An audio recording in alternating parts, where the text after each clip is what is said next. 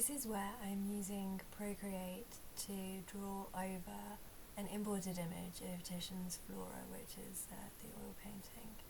And there's also a Midjourney generated image based on the prompts of Titian's Flora. And I'm just extending parts of the image here using some of the nice blending brushes. So this is all just on an iPad Pro tablet using an Apple Pencil.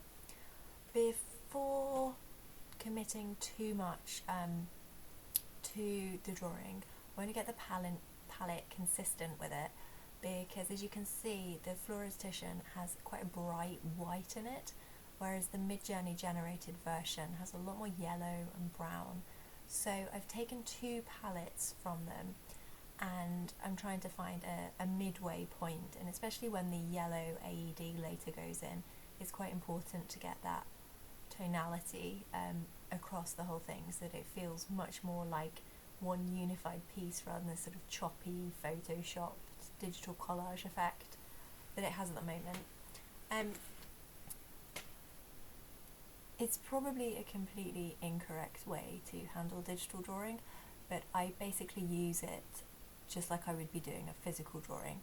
And I think when you float through the layers, you can see the starting point where she's got the Grecian gown on, and the various layers where I've tried to tone in and obviously take the top of the gown off so that she can have the AED pads added.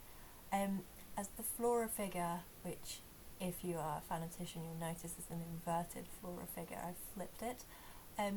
As that one's gone in, it's been quite important to try and tie the two figures together. So although they're both looking into the distance, I wanted there to be some sort of relationship between the two figures. Part of this is through, again, focusing on the tonality, so knocking down the brightness of the Flora figure, and this is literally just another layer, wet brush work, just putting on all of the tones that are in the Grecian style palette of yellows and browns. And then again, it's going back in, it's drawing a little bit. I've been using mainly the gel pen and the airbrushing on this one, and then for the textured areas I've used a little bit of the oil painting brush. One of the things I find a little disappointing with Midjourney is that everything can feel quite unpainterly, which is sort of what you'd expect when it's working off a lot of photographic stocks. So even when it's asked to generate painterly images, they can feel very, very fake, like nothing you would ever physically paint. And I wanted to play around with that and really get the painterly aspects back into it. So again, it's about thinking where you want the light to come from rather than where it would be in a photograph. I spent quite a lot of time faffing about with the hair, taking some of the AI generated hair out and replacing it with drawn hair.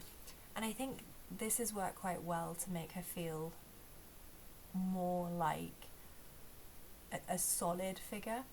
I played around quite a bit with the eye. I feel like, again, AI generated eyes can be a little disconcerting.